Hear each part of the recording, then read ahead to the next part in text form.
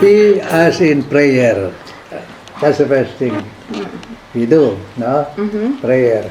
I have books beside me as my reference for prayer. But of course, the first book I open is the Bible. Prayer. P as in prayer. P. And then E.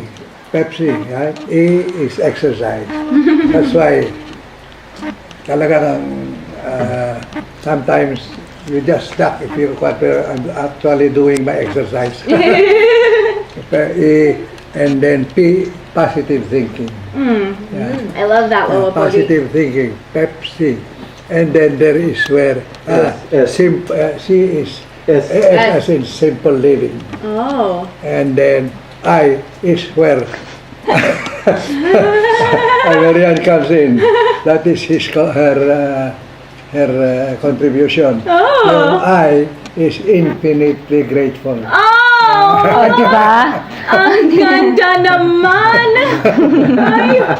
No, if you come to think of it, that's a good rule to follow. Yes. Right? Yes. Prayer, exercise, positive thinking, Yes. simple living, Yes. and infinitely grateful.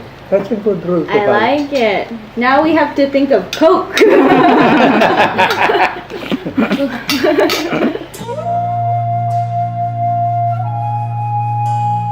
Because you cannot love others unless you love yourself. Opo, totoo yan. Diba?